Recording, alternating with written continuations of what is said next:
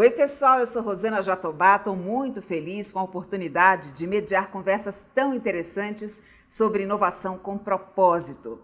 O Festival Inova Klabin em Casa fala agora de gestão sustentável e diversidade com a conselheira do Santander Brasil, Débora Wright. Débora, que prazer recebê-la aqui no nosso festival, tudo bem com você? Tudo bem, muito prazer. Obrigada, Rosana. Um prazer estar aqui na Nova Klabin com propósito e com sustentabilidade. Débora, você faz parte do Conselho de Administração de um dos bancos mais importantes do país. O Conselho de Administração, a gente sabe, é um órgão deliberativo de onde saem as diretrizes que vão orientar os negócios. Infelizmente, você é raridade, porque a participação feminina não passa de 9% nos conselhos do Brasil. Como é que você se sente? Qual é a importância da participação da mulher na alta gestão da empresa? Então, Rosana, a gente evoluiu um pouco, você tem razão, ainda somos minoria, estamos agora no Brasil com 11% da participação feminina, né, dentre as empresas de capital aberto. No Santander, a gente acredita na importância dos 30%, que toda minoria ou maioria subrepresentada, para ter voz, precisa ter 30%. Então, nós já somos 30% de mulheres no Conselho do Santander, embora isso seja assim, um nível de excelência, e a gente sabe que é exceção ainda. Mas tem muita vantagem, né? A diversidade é super importante para que você tenha uma diversidade cognitiva, opiniões diferentes, um olhar mais plural, uma representação maior, digamos, do mercado consumidor, visões complementares, você ter também experiências diferentes entre os membros do conselho, tornam o colegiado mais rico.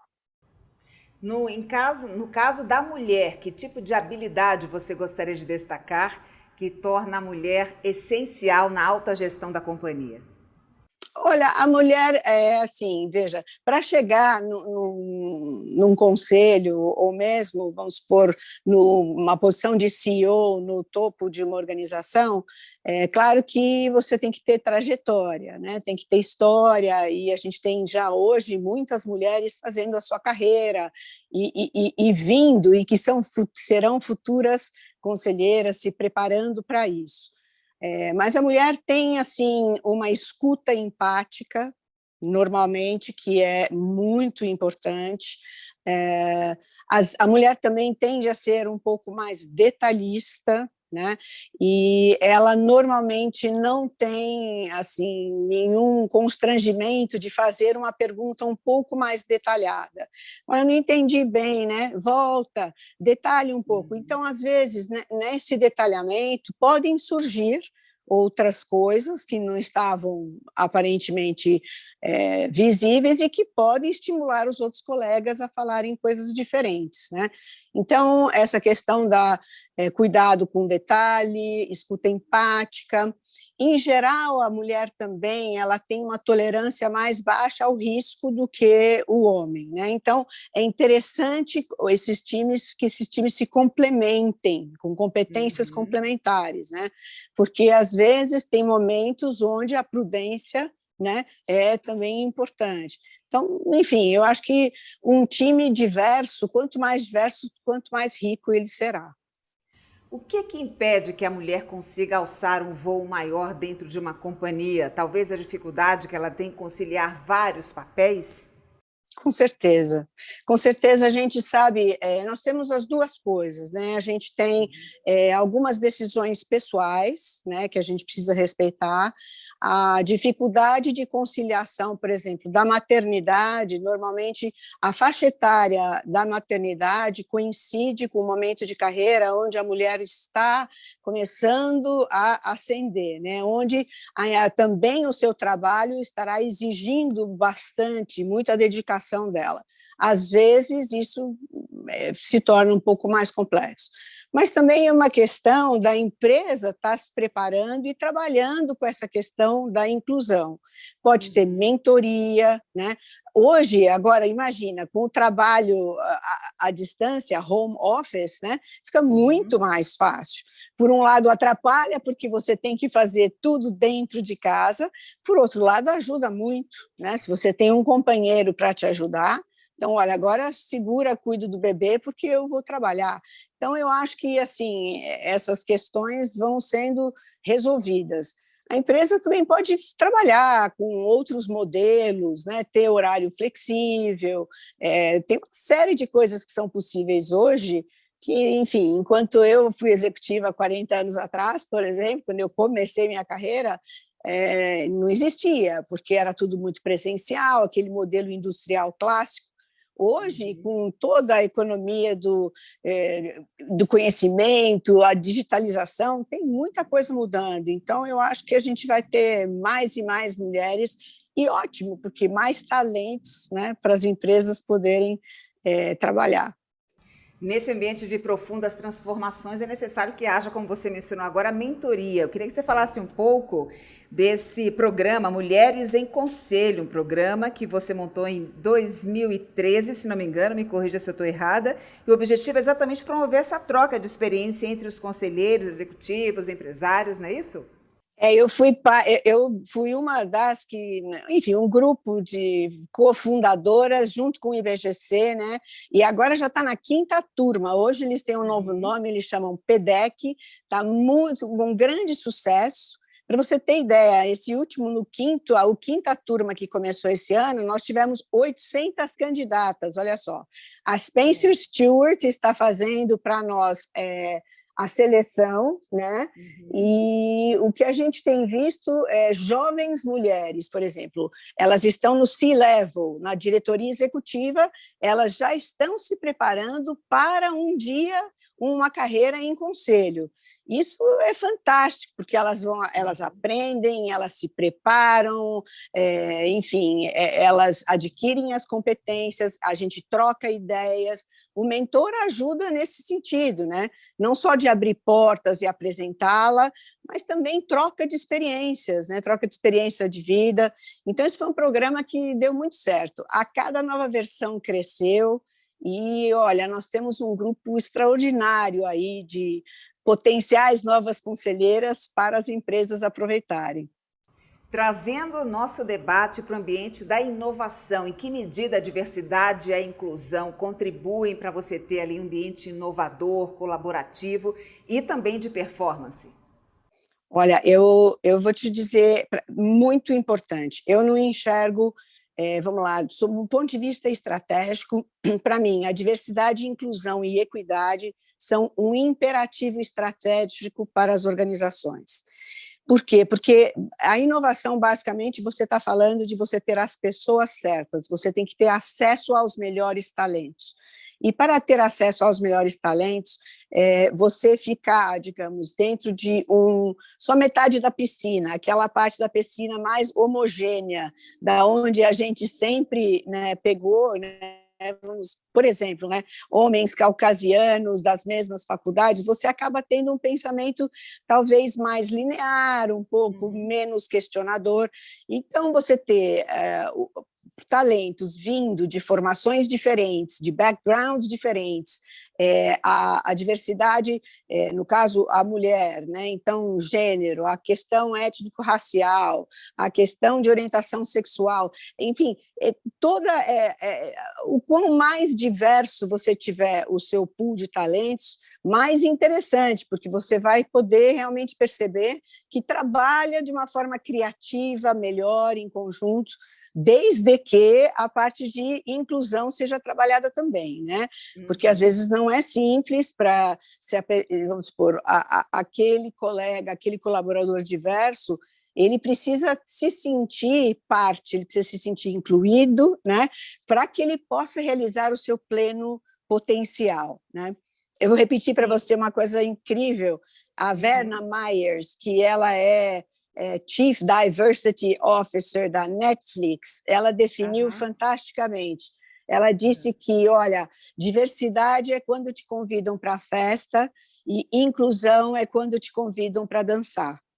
Né? E essa parte de, né, olha, não esqueça de convidar o diferente para dançar, é algo que a cultura da empresa precisa estar sendo trabalhada, né, para que possa também fluir de uma maneira boa e interessante.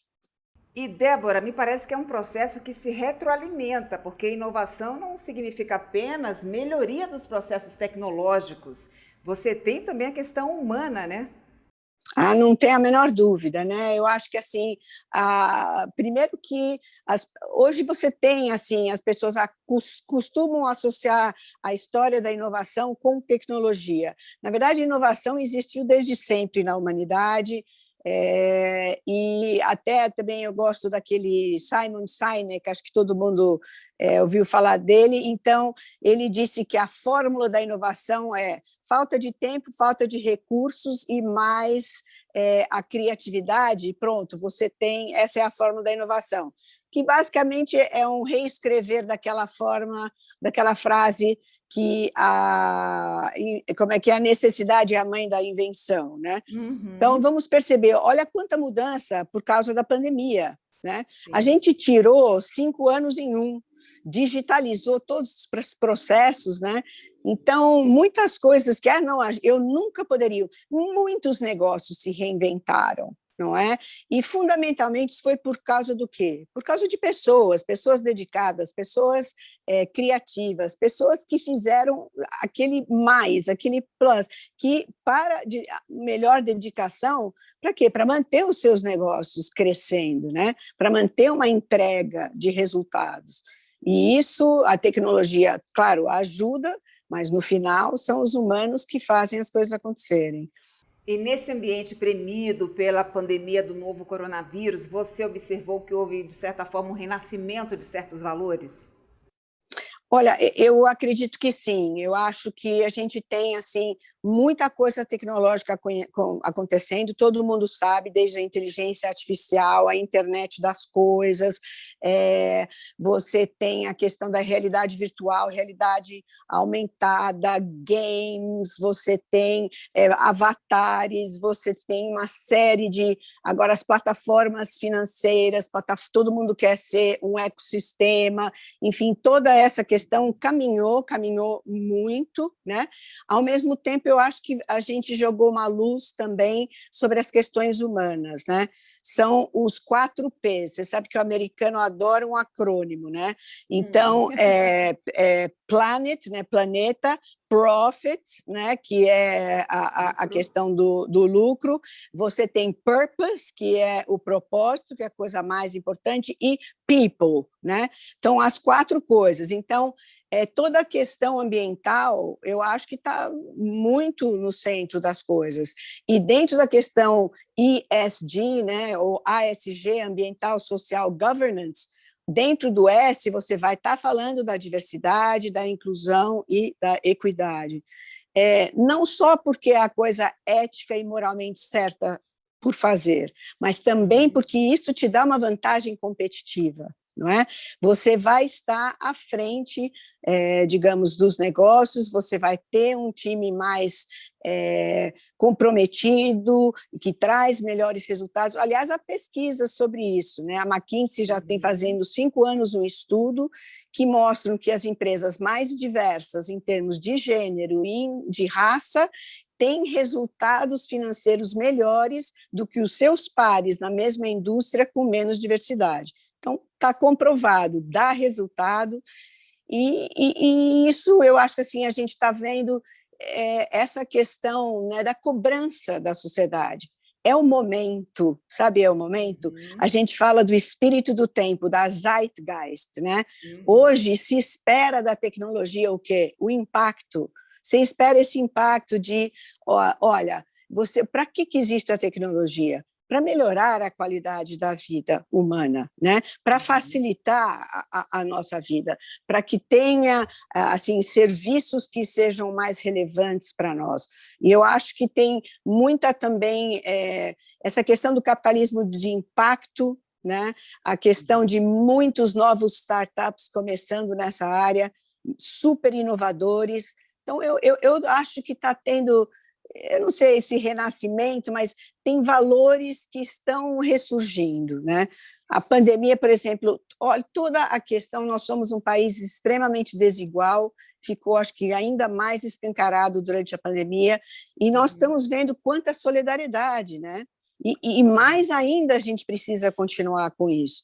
O que leva alguém a questionar, mas e o modelo hoje de capitalismo, ele é válido ainda?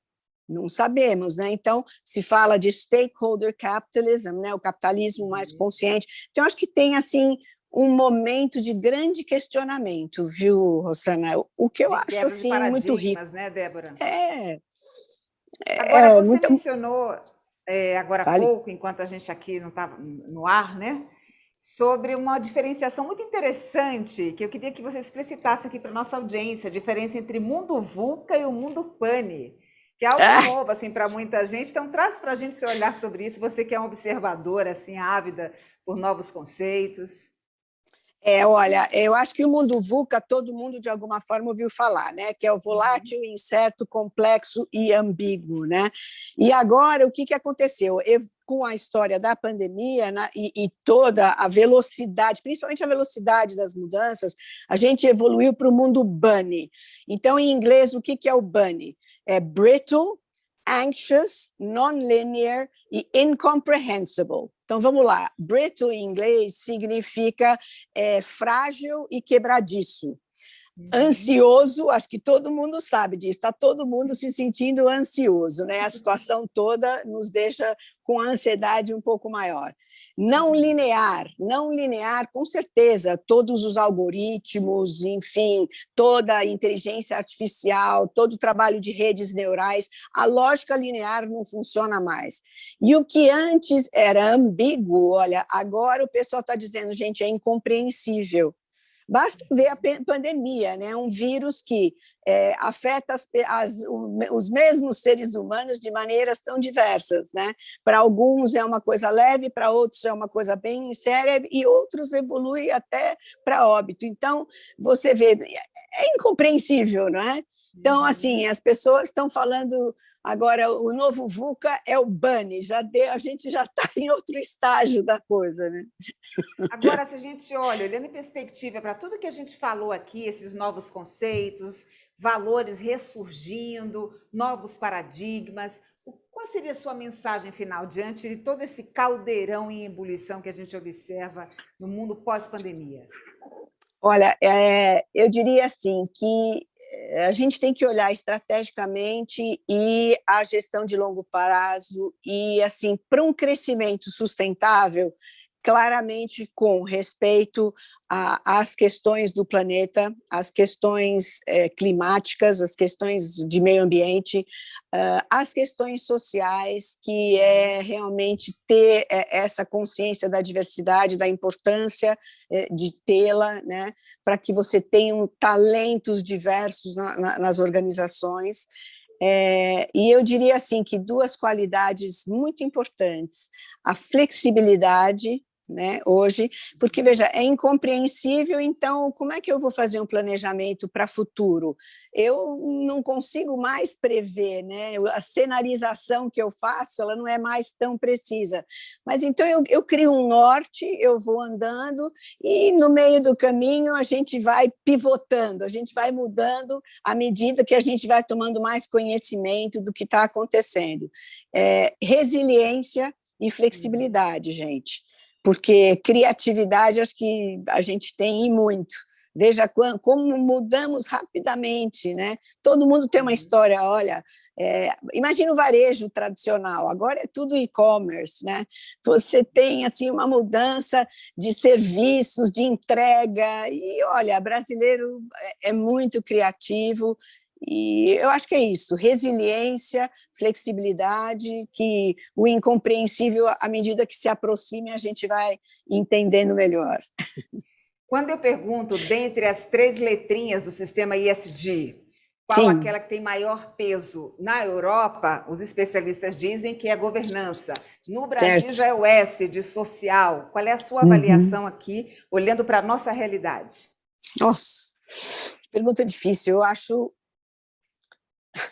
é difícil porque os três são importantes. A governança com a questão da transparência, sabe, você ter os resultados transparentes, a questão da ética, a questão de prestação de contas, e isso é super importante. A governança é um aspecto extremamente sério. Nem precisa dizer que a questão ambiental a gente tem muito por evoluir, temos aí uma oportunidade, eu diria. O Brasil tem oportunidade única de ser o celeiro verde do mundo. Eu acho que não só, né, o celeiro em termos de ter a maior produção de alimentos para o mundo, mas o celeiro verde, porque a gente tem muita oportunidade. E a questão social, eu acho que eu vou ficar com essa questão social que se você me obrigar, porque temos aí uma desigualdade grande, nossa, de anos para tirar, mas acho que o momento é agora. O momento é agora, eu acho que é a oportunidade da gente fazer essa quebra de paradigma que você mencionou. Débora, adorei conversar com você, conversa gostosa, proveitosa, cheia de aprendizado. Anotei aqui, vários pontos que você trouxe, que vão enriquecer o nosso discurso ao longo do festival. Um beijo e eu espero te encontrar numa próxima oportunidade. Olha, será um prazer, obrigada, foi um papo muito gostoso, e se eu contribuir para, no mínimo, estimular o pessoal a pensar um pouco, eles que estão na batalha do dia a dia, têm todo o meu respeito. É isso. Muito obrigada e até uma próxima. Muito bem, gente. É sempre muito bom falar, né, sobre a presença das mulheres no mercado, e ainda mais com uma pessoa como a Débora, né, que sempre nos orgulha, tem tanto conteúdo para compartilhar com a gente. Se você está curtindo, fica por aí que tem muito mais. Até já.